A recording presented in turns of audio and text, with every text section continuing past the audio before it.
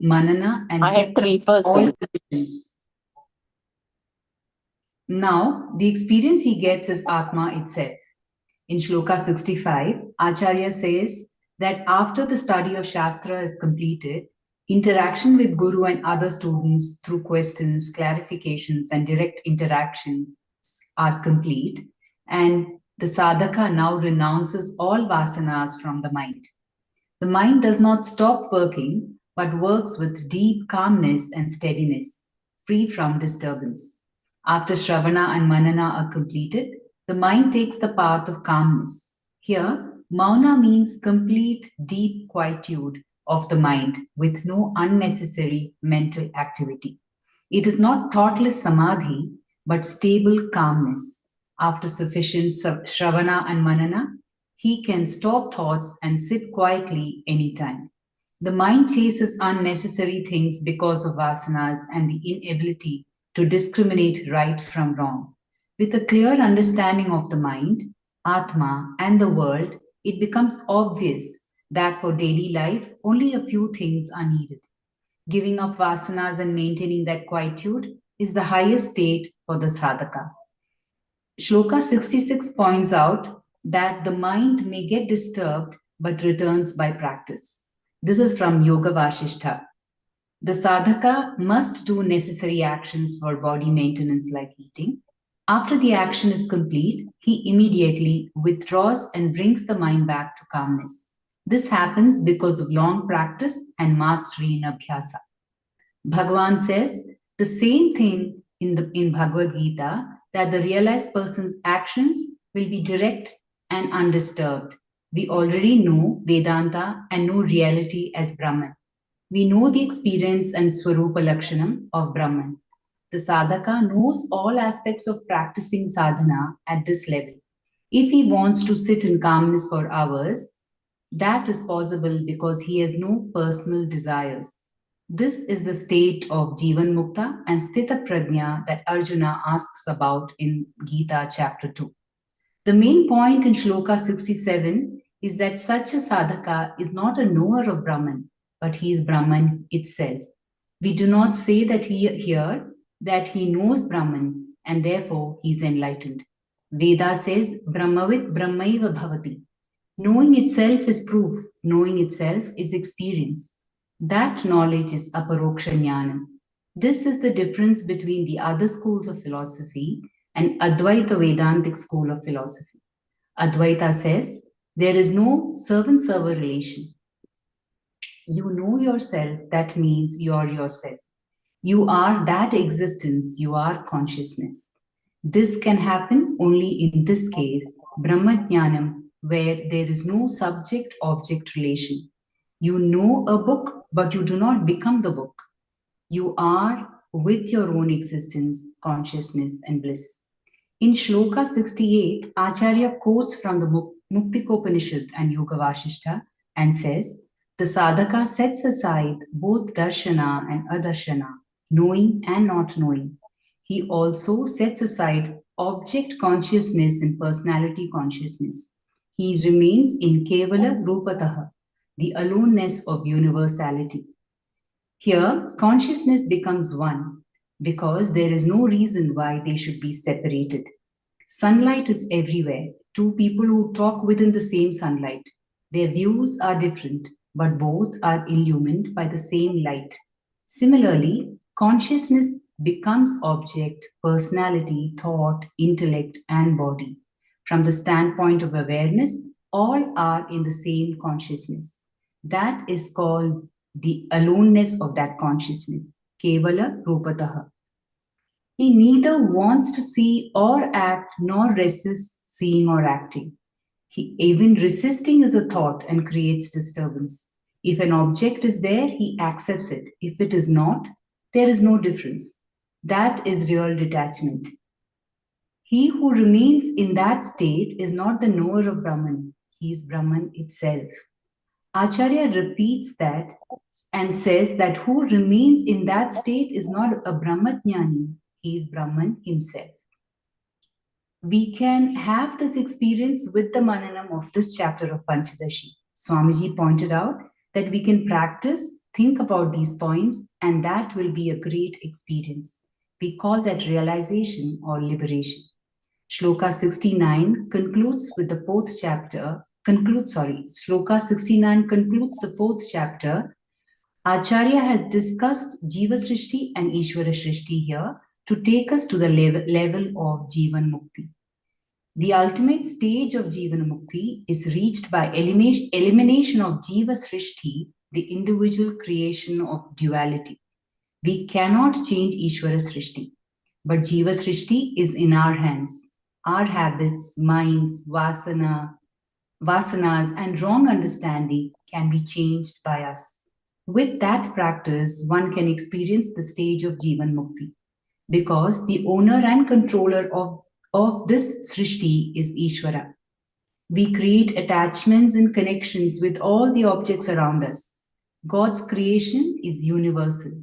This stage of universal oneness is called Advaita Jnana, Kevala Rupataha, Brahmasthiti. When we remove different types of consciousness, there remains only one type of consciousness, as there remains one light that illumines all objects outside. This is the conclusion of this chapter. Vidyaranya Mahaswami took up Jiva Srishti and Isvara Srishti to help us see our mistakes in understanding. With these 69 shlokas, chapter 4 is complete. In the next chapter of Tattva Viveka, Swamiji will discuss the meaning of all the Mahavakyas briefly.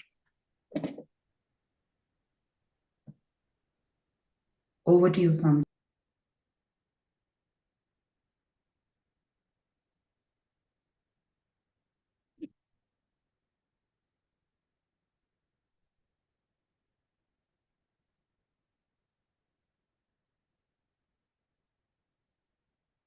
नारायणं पद्मभवं वसिष्ठं शक्तिं च तत्पुत्रपराशरं च व्यासं शुकं गौडपदं महान्तं गोविन्दयोगेन्द्रमथास्य शिष्यम् श्रीशङ्कराचार्यमथस्य पद्मपादं सहस्तामलकं च शिष्यम् तं तोडकं वार्तिककारमन्यान् अस्मद्गुरून् सन्ददमानतोऽस्मि श्रुतिस्मृतिपुराणानालयं करुणालयं नमामि भगवत्पादं शङ्करं लोकशङ्करम् शङ्करं शङ्कराचार्यं केशवं बादरायणं सूत्रभाष्य कृतौ वन्दे भगवन्तौ पुनः पुनः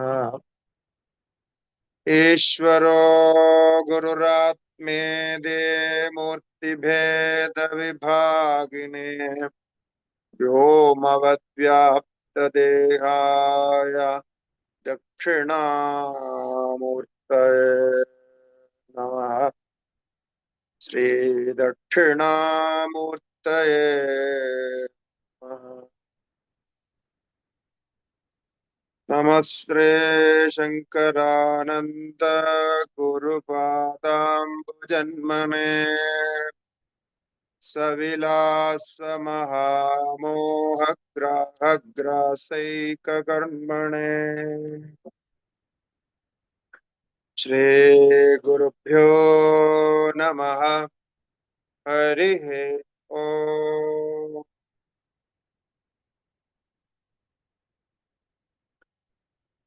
Om Namo Narayana to all. After a short break of fourth chapter Manana, we are again resuming our Panchadashi class with the fifth chapter. Now, Fifth chapter is a summary of all what we have studied. Not only that, fifth chapter, four Mahavakyas. They are the contents, the form of Vedanta, the essence of all four Vedas. So these are called Mahavakyas, the great sayings of Vedas. Vedas stand for Karma, Upasana, and Vedanta, Vedantic knowledge, ultimately realization. So Vedas have a different kind of teaching. Vedas start with karmas. So you perform karmas accordingly, and then the mind and body and mind pranas are purified. So you will be eligible for upasana, meditation. So after that, continue with meditation and make mind concentrated and in a subtle way. So in that level, you can receive the deep knowledge, profound knowledge of Vedanta with deepest understanding. So this is how Veda leads you to Vedantic realization. So now we have four Vakyas from each Veda. You know the names of the Veda: Rig Veda, Yajurveda, Samaveda, and Atharvaveda. So these are the fundamental knowledge book of Sanatana Dharma, Hinduism. So here there are these Mahavakyas from each Veda. The first one is Prajnanam Brahma. This is from Rigveda, the oldest book of our mankind. And the second Mahavakya we take up here would be Aham Brahmasmi. It is from Yajurveda. And third one, Tattvamasi, from Samaveda. And the last one, Ayamatma Brahma, from Atharvaveda. So in this chapter, the last part of Viveka Prakarana, discrimination, we will conclude with this four Mahavakyas in 8 slokas. For each Mahavakya, there are 2 slokas. So the first Mahavakya says, Prajnanam Brahma. This consciousness is Brahman. The second one, Aham Brahmasmi, I am Brahman. And third one, Tattvamasi, thou art that. You are that. And the fourth one, Ayamatma Brahma, this self is Brahman. So we will see one by one. The chapter is named as Mahavakya Viveka Prakarana. The meaning of the great sayings, Mahavakyas. Why it is called great?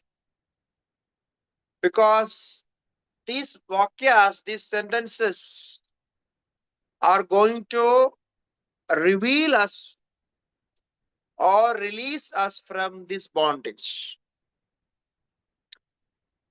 So you will be out of this samsara, this birth and death circle. So you will be freed from all the sorrows.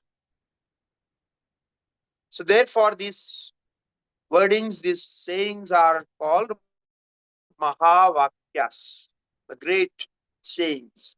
So you cannot have a sentence beyond this. It's so profound, and it's like the subtlest form of teaching, the condensed and subtlest form of teaching. So you already have studied all this, therefore you will understand these vakyas. These vakyas are small, only 2 or 3 words are there in this. But the meaning is, as I said, it holds everything. So we will start with the first sloka. Ene kshate srinoditam jighrati vyakaroti cha.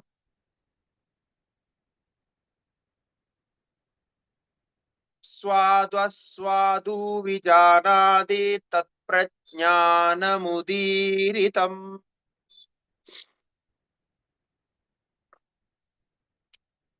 Tad prajnanam udiritam. You know, we were talking about consciousness always. Now here, Sri Vidyaranya Mahaswamiji is giving us the definition, or definition, we don't say definition, is actually identifying what is consciousness.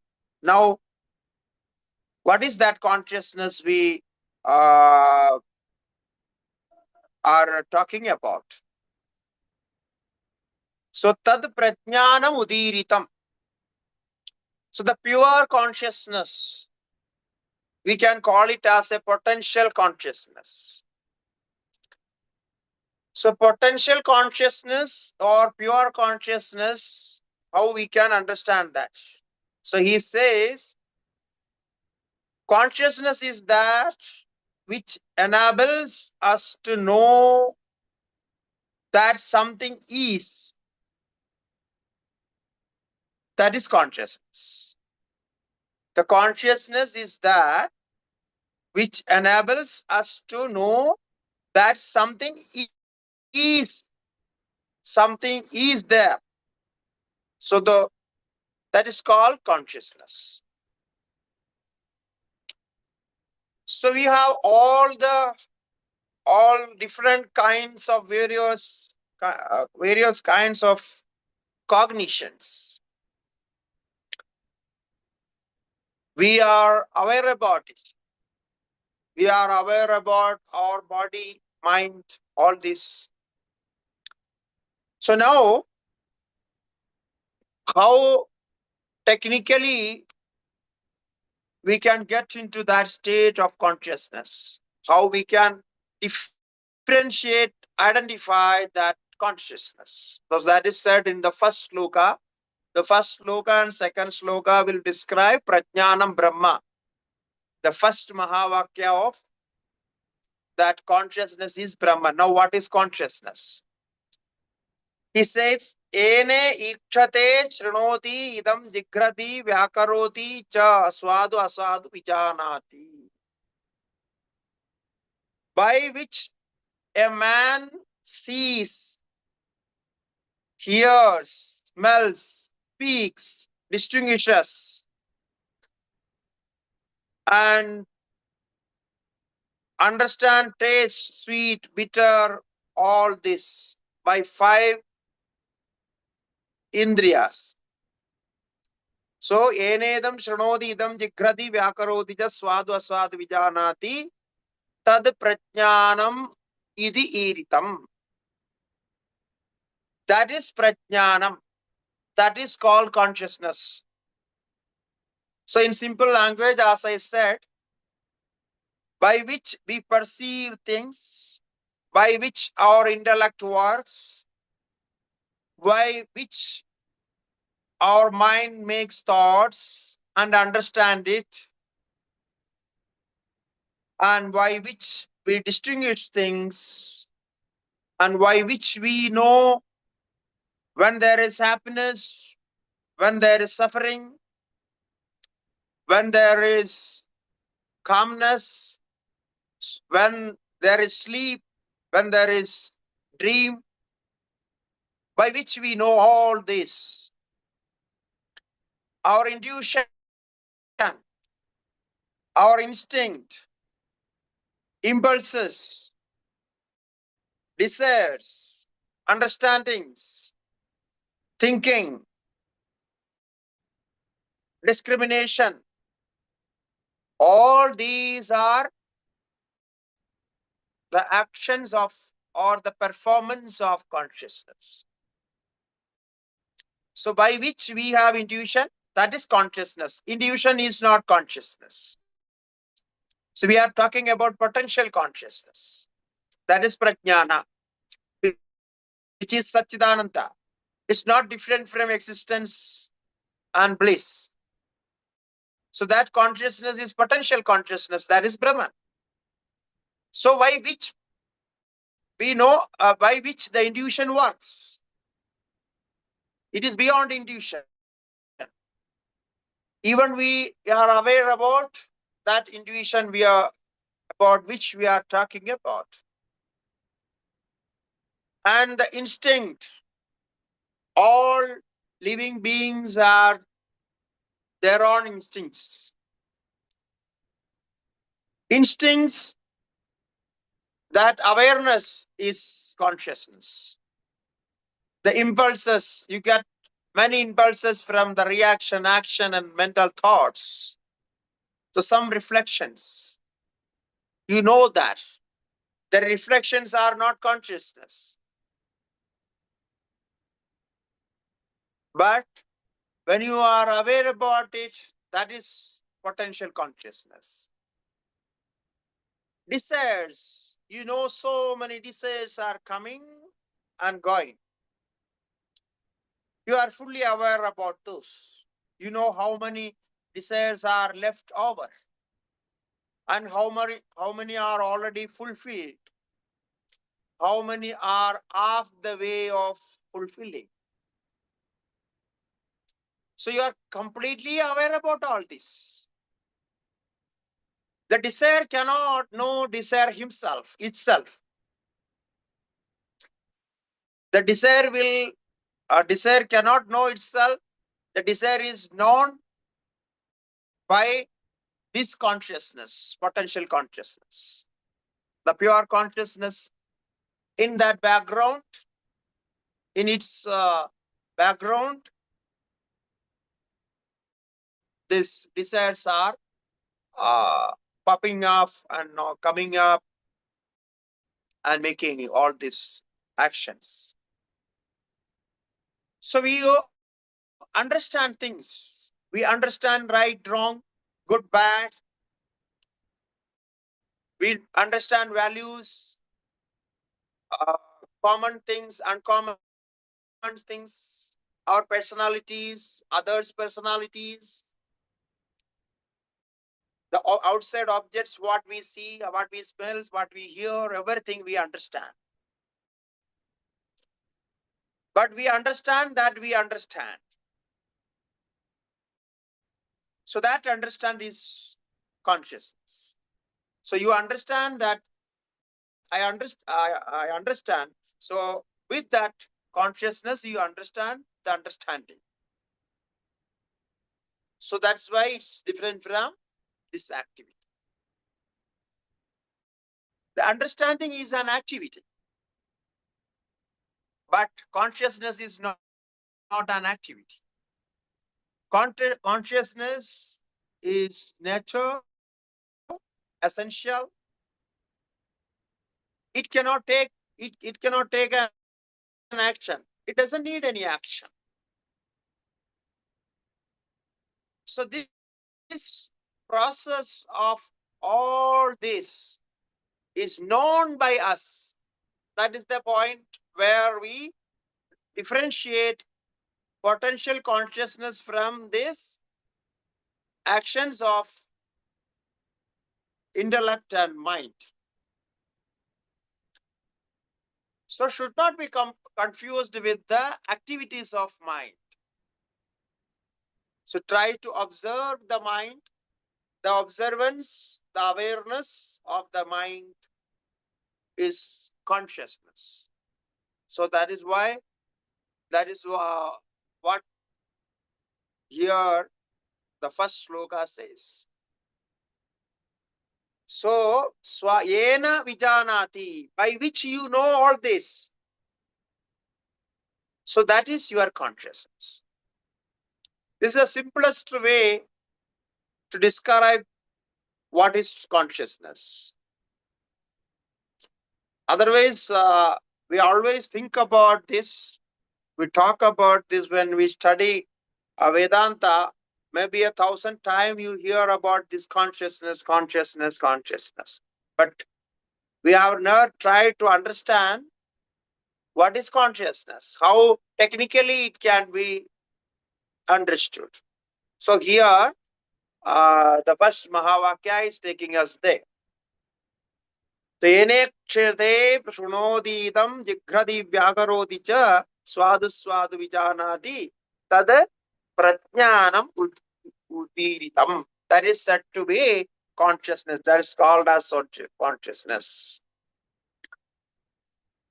Chadurmukhendra deveshu manushyaashvagavadishu Chaitanyamegam brahmada prajnanam brahmamayyapi. Chadurmukhendra deveshu manushyaashvagavadishu. He says that consciousness is all pervading. It has no limit, it's all pervading. The Chadurmukha means in our Hinduism, the creator of the world, the creator is called Brahma, Brahmaji, Brahma, Vishnu, Maheshwara. So the Brahma is called Chadurmukha. He has all the four faces. So he is called Chadurmukha. And Indra, the king of the lords. Devendra, Manushya, these human beings. Ashwa, horses. Cows, Gava, cows. All this. They are all Chaitanyam Ekam. They are all Chaitanyam. They are all consciousness. So you contemplate on this. Chaitanyam Ekam Brahma. This is that consciousness, that Brahma. Ataha Prajnanam Brahma Mayyapi. So this is the point where Mahavakya works.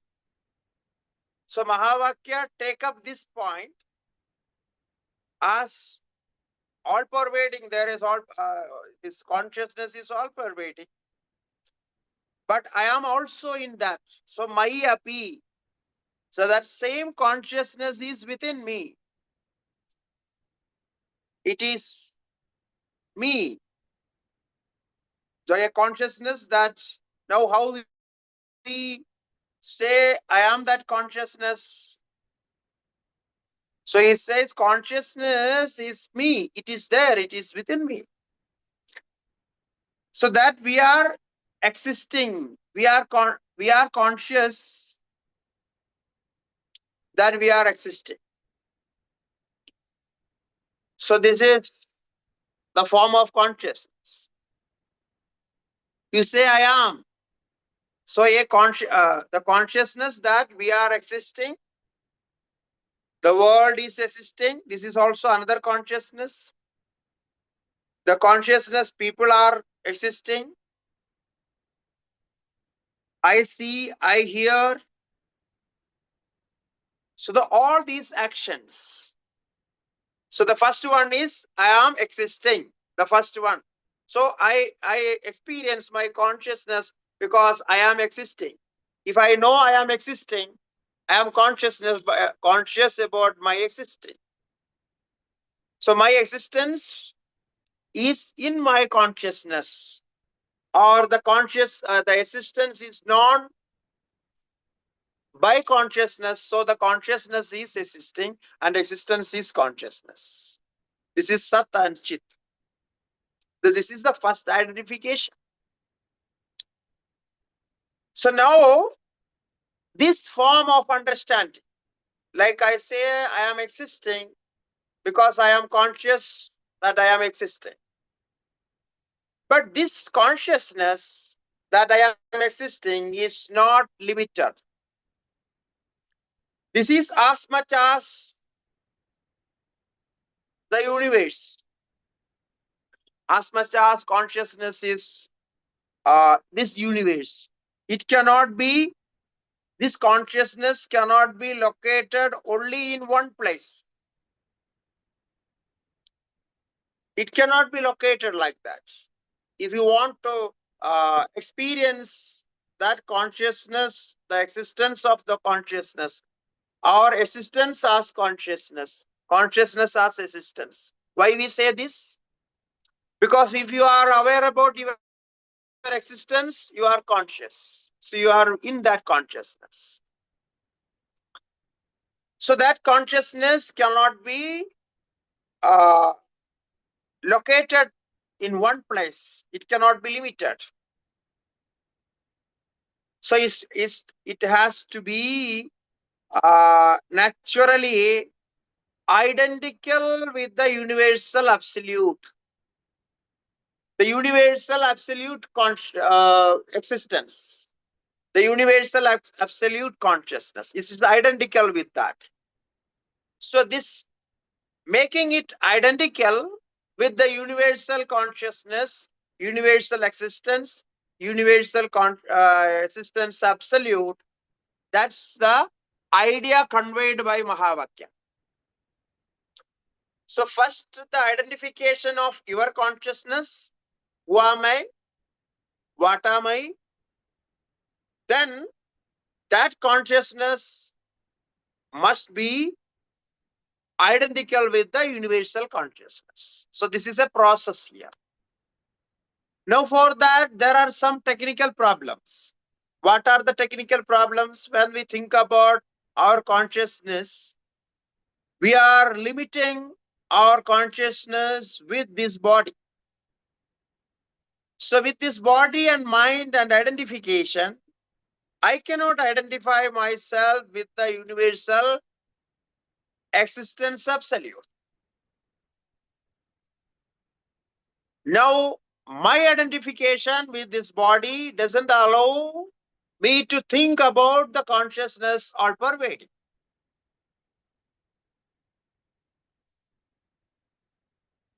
This consciousness is not pervading everywhere. It is not there. Now, you see the technical thing, how we are going to do this. That is what we studied in the second chapter, third chapter, where we studied Panchakosha, Viveka, Prakarana. So how your consciousness is limited? Because of your body, because of your prana, mind, intellect, personality, identification with all the activities you are conducting.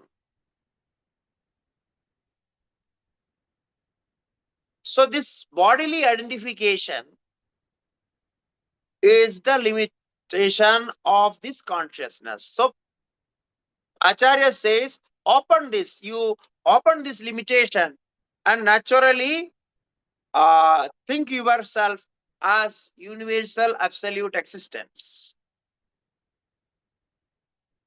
That is Brahman. The universal absolute existence, when we say, that is Brahman.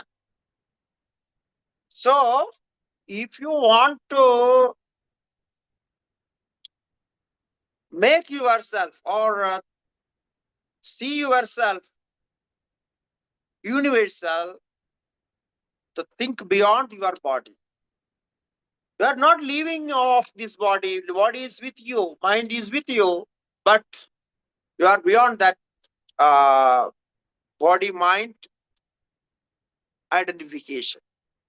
So this is the personal, individual consciousness become universal consciousness. There is a link. That link is the identification or the distinguishing consciousness from this bodily awareness. So take out the awareness from body, separate the awareness from body, and see what is happening there. So you are aware about everything. So therefore, the Rigveda in Aitareya Upanishad, this Prajnanam Brahma Mahavakya comes in Aitareya Upanishad, 3rd chapter, 3rd part. 3rd part, for 3rd mantra, the last mantra there.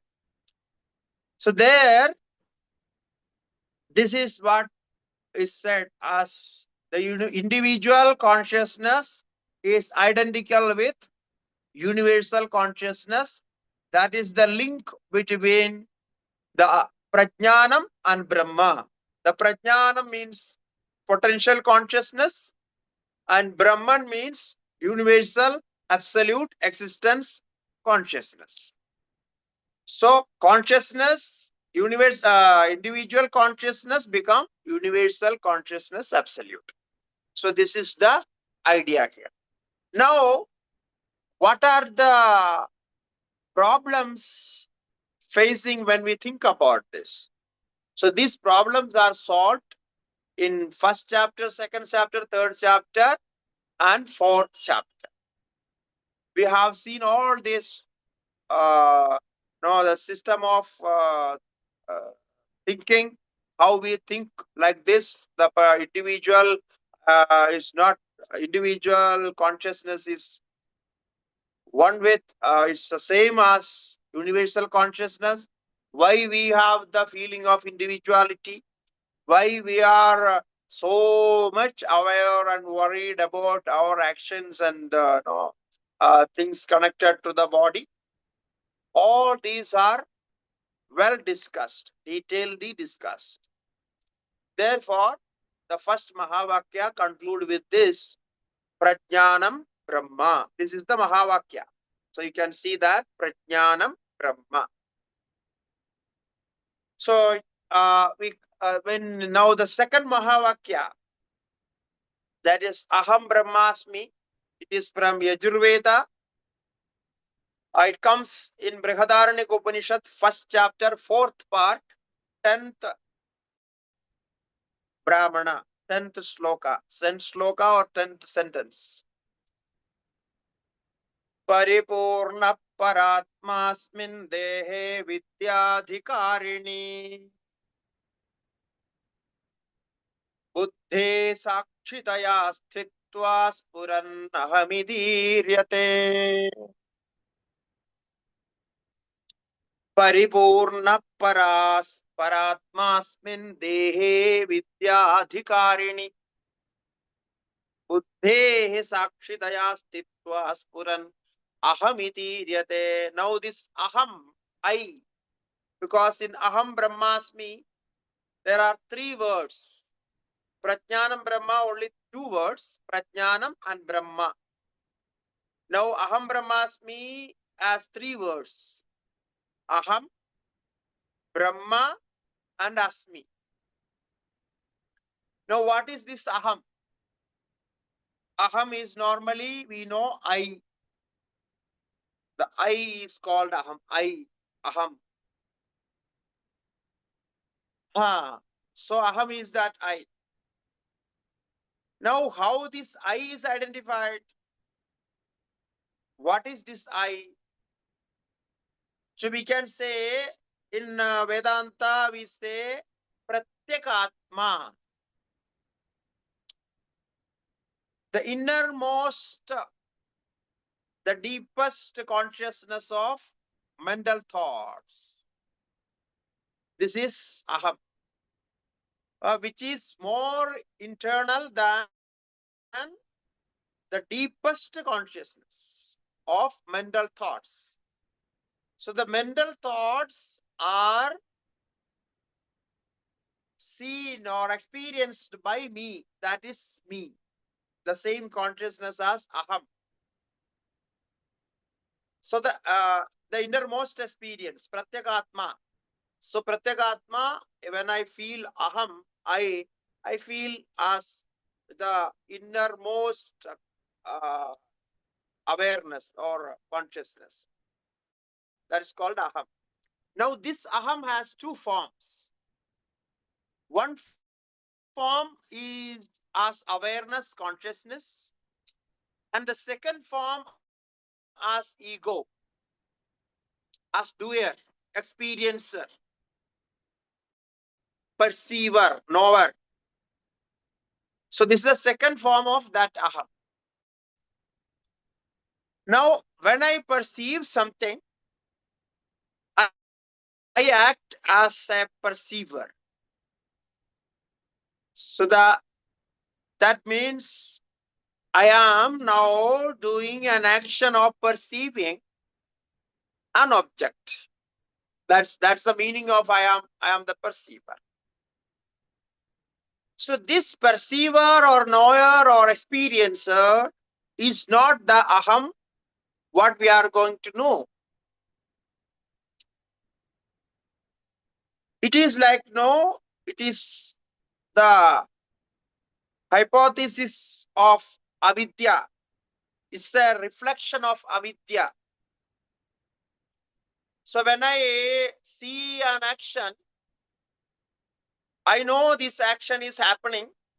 If that particular action is happening in my body, where I have identification, then I say I am doing.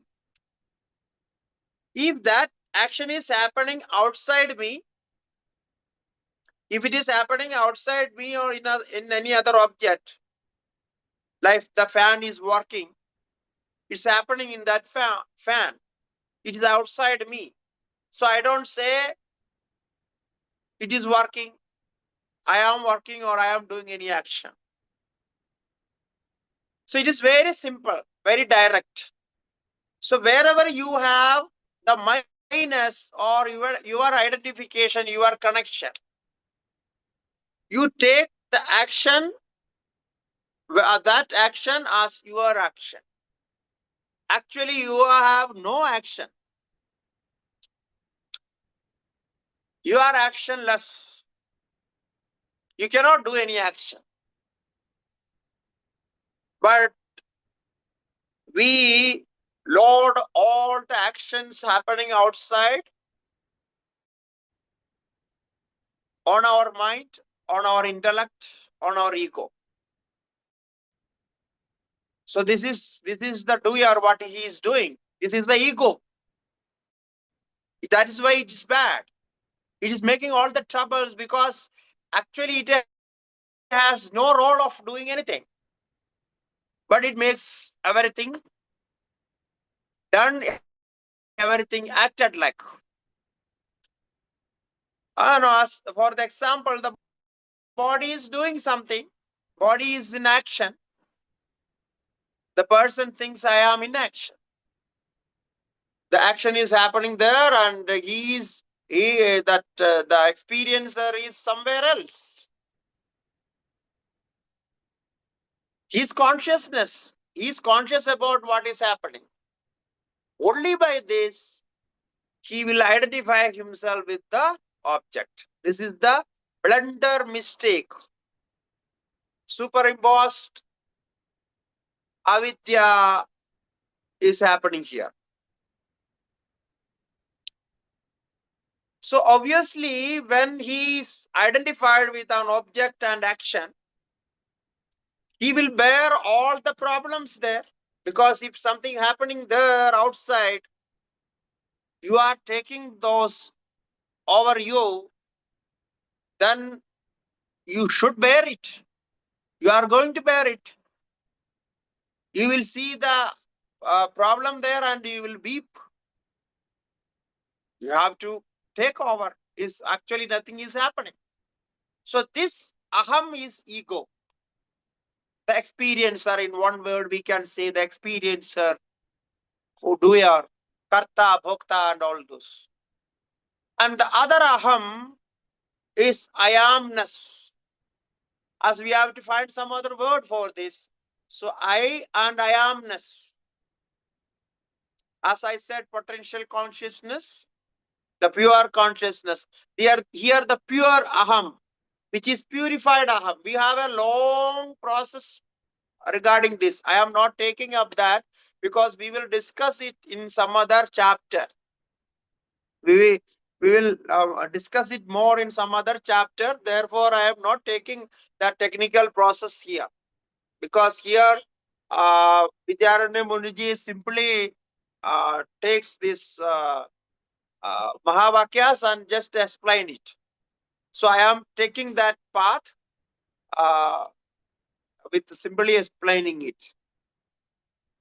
So why this aham? Why there are two ahams, and how we can identify two ahams, and why this aham is I, an experiencer as ego, and the other aham, which is identical with Brahman, aham brahmasmi, that aham has no limitation, no bodily consciousness. It is pure. It is purified. In other words, we can say purified aham, clarified aham. So the aham is clarified from body, from mind and intellect. So that aham is one with, identical with, identified with Brahman. So there aham brahmasmi. So this is what the sloka says. The I-ness is the aham, where actually, this aham is a link between the universality, universal consciousness appearing to be in us, and the universality that is everywhere.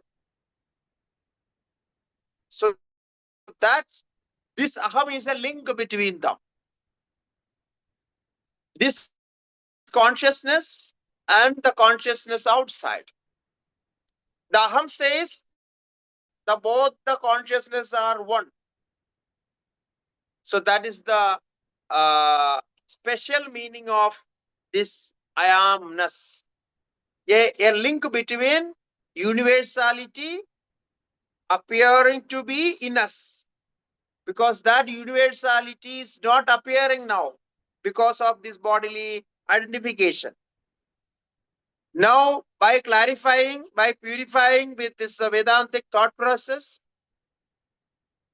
the universality will appear in aham. So that is aham brahmasmi.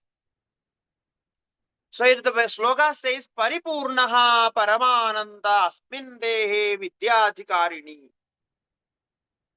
So Vidyadhikarini, this person, a sadhaka, Vidyadhikari, he is ready to experience the knowledge. He is a seeker of knowledge. So in this seeker, Asmin Dehe, in this body, Paripurnaha Paramatma, the infinite Paramatma, the complete Paramatma is dwelling here. That Paramatma is an indweller of this being, the Paripurnaha Paramatma. Now, when I say it is infinite, Paripurna, it is complete. How it is complete? How we can say it is complete? Paripurna. What does it mean? We have a sloka, we have a mantra, Purnamada Purnamidam Purnat Purnamudashyate Purnasya Purnamadaya Purnameva Vasishyate. It's a wonderful mantra. It contains all the Vedantic theory, the theory of this creation, the physics, chemistry, cosmology, quantum physics. This mantra contains everything. It says Paripurna, it is complete, Purna Mataha. That is Purna and this is also Purna. It cannot be incomplete. It is complete. Only the infinite can come from infinite. And when you join two infinite, the infinite remains. So when you add infinite into infinite, infinite remains. When you minus infinite from infinite, infinite remains. Totally infinite remains. You know, zero. Zero has no value. That is what you say. We all thought like that. Zero has no value. Actually, that is completely wrong. Zero has full value, infinite value. Actually, zero is infinite. The whatever value you get is from zero only. This is a different kind of mathematics I am saying. You will not know this. So actually zero has all the value. That's the Purnam. That our Purnam is like that. Our Brahman is like that. If you add 0 plus 0, what you get the result? 0. 0 minus 0, you get 0. 0 into 0, 0. And you do whatever with 0, you get 0. It means Purnamataha, Purnamidam, Purnat, Purnamudashyate. So now you know 0 has no value according to your mathematics. Okay. You know that 1 has value. What is the value of 1? But the value of 1 is 1, no? The value of 2 is 2. Because 1 has a definite value. You agree with me? 1 has definite value. We know this from mathematics. And 2 also has definite value. Now 1 has definite value. That value is 1. Only 1. That is the, because 1 cannot be said as 2 or 3 or 4. 1 is 1 only. If you want to say 2, you have to add 1 more there. Right? Now you see, this 1 has as definite value as 1. If you add 1 0, the right side of that, then what happened? It become 10, no? Become 10. Now you see, that 1 had a definite value as 1. Now just the 0 added there without value, because 0 has no value.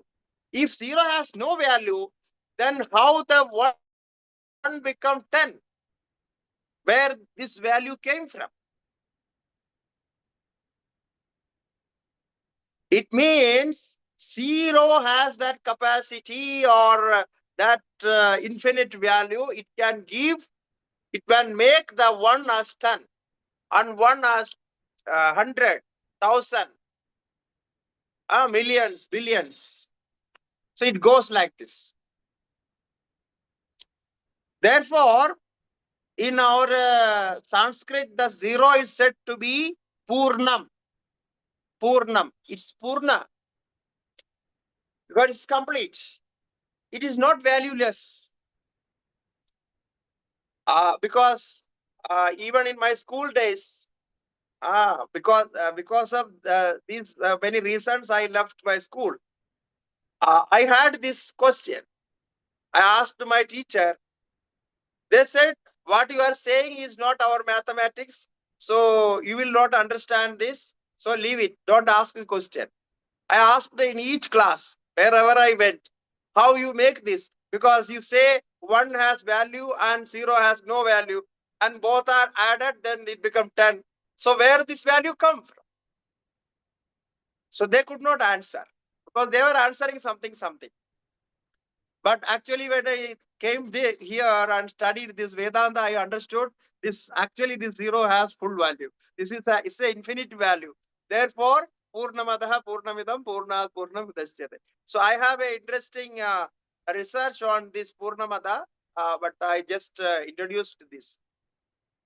I know I did a research on this and added all the physics, chemistry, and everything into this Purnamada, and it's very interesting how it is. And now I just introduced you this mathematics part of that. So how we can bring it into this. So that is the beauty of Purna. So the Purna means Brahman. Why? Because it cannot come, it cannot go, it cannot change. Yeah, only one thing that cannot be changed is Purna. It is full. Full means it's always full. It cannot be made off. It is changeless. So once something is full and is changeless, then what would happen? Wherever it goes, wherever it connects, it will make others also full. So therefore, Purnat Purnamudashyate. So from Purna, only Purna can come. So it is always complete. So Purna Paripurna Paramatma. So that is yourself. That is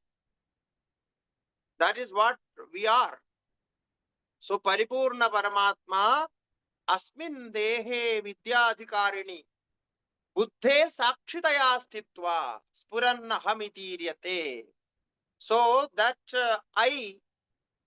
Aham is one beyond intellect, because intellect is an object. Intellect is known by this Aham. So therefore, it cannot be limited. So it is Paripurna. So the incompleteness feeling, I feel I am incomplete because of my bodily, my mentally awareness identification. So change this and try to understand how you know your mind. Who is the knower of your mind? So buddhe sakshitaya stitva spurannahamidiryate. So this is aham. Swada purna paratmatra brahma shabdena varnitaha. Swada purna paratmatra brahma shabdena varnitaha. Asmityaikyya paramarshastena brahma bhavamyaham. Asmityaikyya paramarshastena brahma bhavamyaham. Again he says, Swataha Purnaha Paramatma Atra Brahma Shabdena Varnitaha. Here in Aham Brahmasmi, the word in this Mahavakya, the Aham Brahmasmi, we have Aham and Brahma. So that Brahma is Swata Purna Paramatma. That infinite Paramatma, Purna Paramatma, Supreme Self. Brahma Shabdena described as Brahman here by the word Brahman. That's okay. Now we know what is Aham. We have two I and I-ness. The one I, which is identical with Atma, and the second I, which is ego. So we have two types of I. So one is playing with objects. Playing in the sense, sometimes happy, sometimes unhappy, sometimes worried, sometimes not. All these are happening with this second I as aham. That's okay. Then the Brahma, the word Brahma, you know already this Satchidananda Brahma. There is no need to explain it. But in this context, it is Swadapurna Paramatma. This infinite, supreme Paramatma Satchidananda Brahma. Now that's okay. And what is the meaning of this third word Asmi?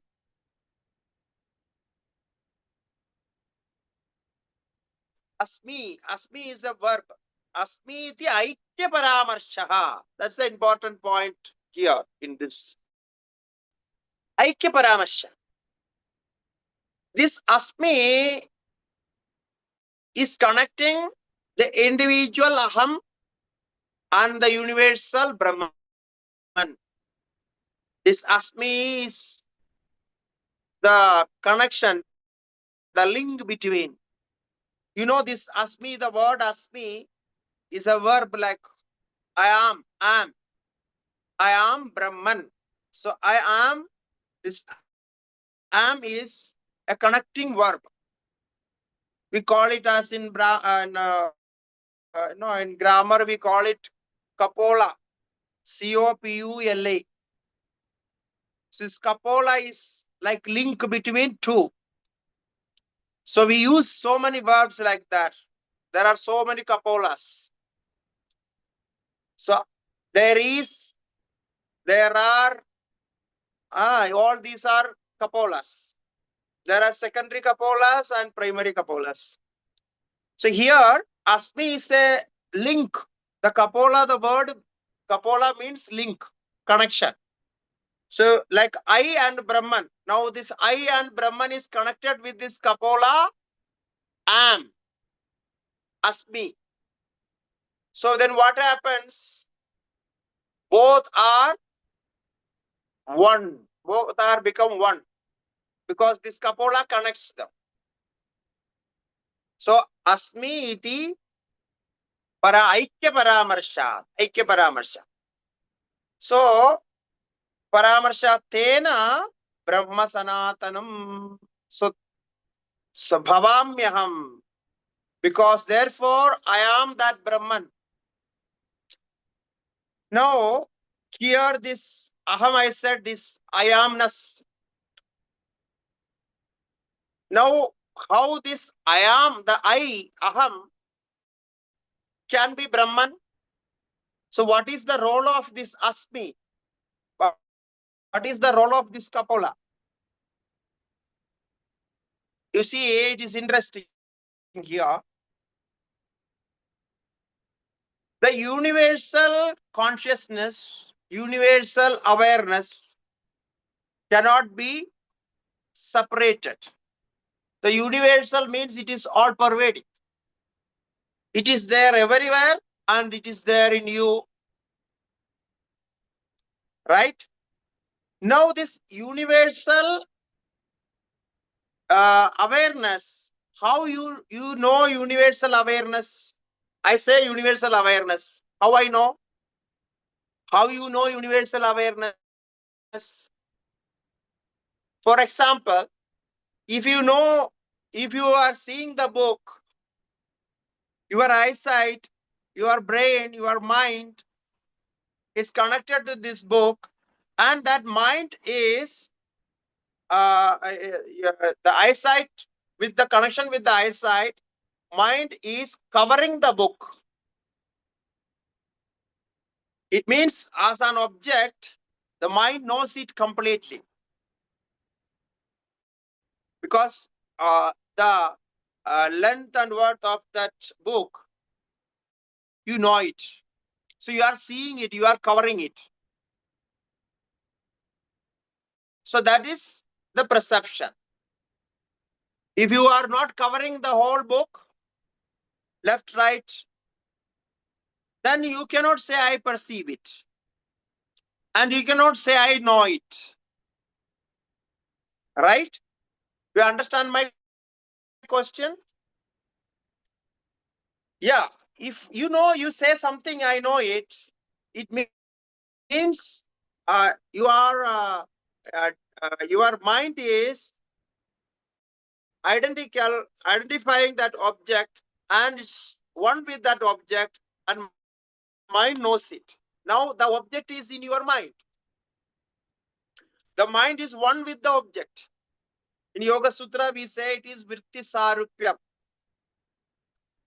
So the vritti as an object, and now mind is one with that object.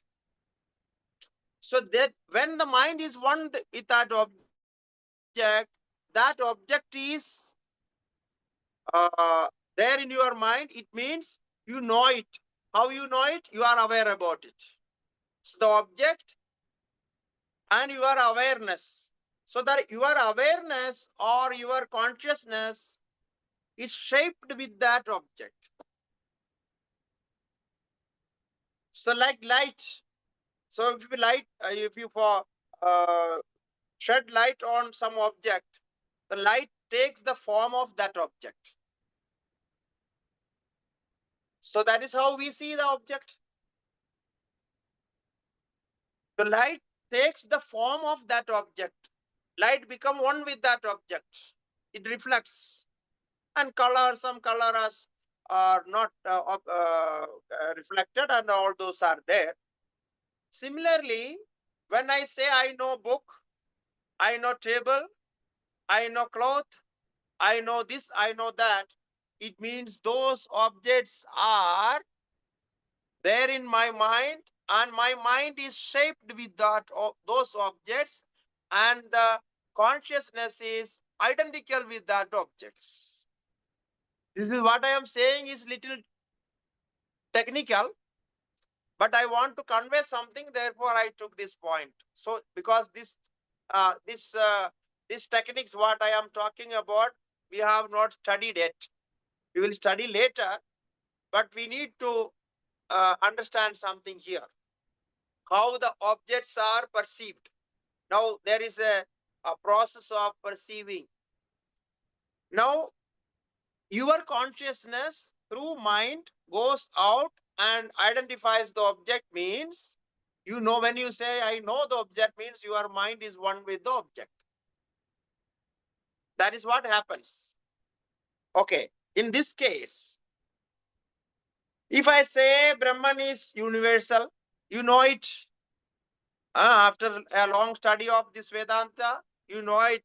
Brahman is universal, and now you know what is universality. Do you know what is universality? You are aware about what is universality? Okay. So if you are aware about what is universality, it means universal alone can be universal. The theory I just explained, if you say I know book, that book is there in your mind, book is shaped in your mind. Otherwise, you cannot say I know book. Okay. Similarly, if you say I know universality, what does it mean? If you know universality, you are saying truth, then your mind shaped as universality. It must be shaped as universality. Otherwise, how can you say I know universality? Right? So this is the technique, because the formula is the same. If I say I know something, without shaping my mind into that form, I cannot say that I know something. I know this. So here the Asmi is identical with the Brahman. It means the universal alone can be universal. Without the universal, the universality cannot be known. So you are universal and the Brahman is universal. Therefore, you know universal, the universality of both. So you are universal. You will just now we will think that this is something funny. We don't, we cannot think about this. No, it's, you see, when we say Aham Brahmasmi, it doesn't mean that the person is equal to Brahman. If you are understanding like this, your understanding is wrong. Aham Brahmasmi, I am equal to Brahman. Huh? Do you understand like this? Aham Brahmasmi, I am equal to Brahman. I am equal to God. I am equal to Ishvara, or I am equal to this, that. So because the word says, I am Brahman. So Aham Brahmasmi. No. The Aham Brahmasmi means the universal getting identified with the universal. I am not equal to universal. Universality or universal Brahman. When I am saying universal, it means universal Brahman. Okay. So I am not equal to universal Brahman, but I am getting identified with universal Brahman. That's the link Asmi. I am. The Kapola, no, the link shows that you are identical, you are getting identical with the universal. When I say, I know this, I know book. When I say this, actually what happens inside you is no psychology, nowhere it is described like this. So the thing is, when you identify, when you know book, you are getting identified. Your consciousness, your reflection of consciousness is identified with that book which is there in your mind. So then you say, I know it. So in that particular condition, you and book is become one. The both are become one. You and book are one. So there is no book separate. You say, how dangerous it is? Huh? If you know something, you are one with that. And without that, you cannot say, I know it. So this getting process, no? When I say I know it, I am the knower of that book. So these connections, when I use these verbs, it connects with that. So here, the aham, the personal, what you say, the individual consciousness become universal consciousness, getting identified with the universal consciousness. So this is the real meaning of Aham Brahmasmi. So only the connection is missing. And the connection and knowing the connection, the awareness of the connection. Because you never think, when I know I am identified with the book, you never know this. Because your consciousness is reflecting as book there. So your consciousness, man, you are, because you are not separate from your consciousness. If the book is reflected in your consciousness, you are the consciousness, because the sunlight is not different from the sun. Similarly, the forms, whatever we, the mind or whatever we are aware about, it's the awareness, wherever the awareness is linked, connected, there your identification goes. You are one with that. Therefore, I said, if you know universe, what is cosmos, what is all-pervading existence, then you are identical with that in that technique. So this is a profound and very, very, what you say, special technology used in Vedanta to describe this. Mahavakya technique. And this is only in Vedantic textbooks like Upadesha Sastri and other books you find this. So therefore it is little technique, it just means technical idea that we have to conceive it. And I think you are now capable and qualified for this level of understanding. Therefore, I just introduced this. Of course, we will continue with this in later part of our understanding. But at present, you may find it a little difficult to take it up.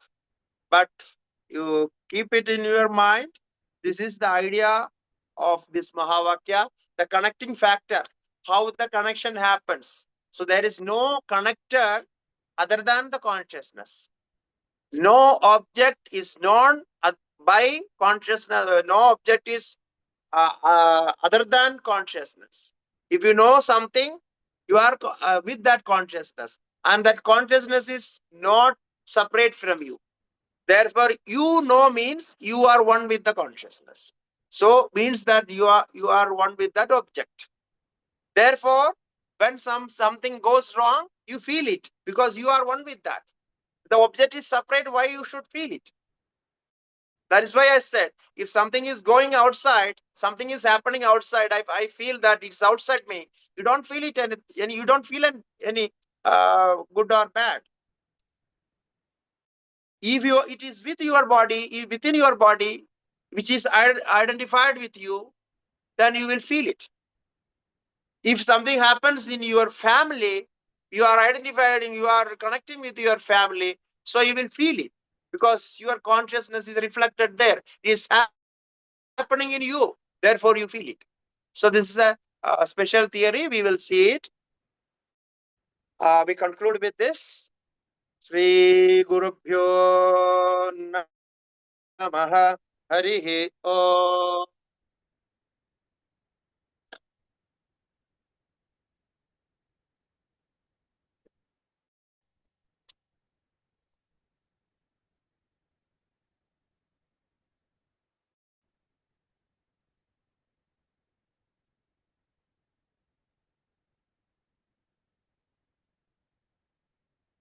So I think we can conclude for today.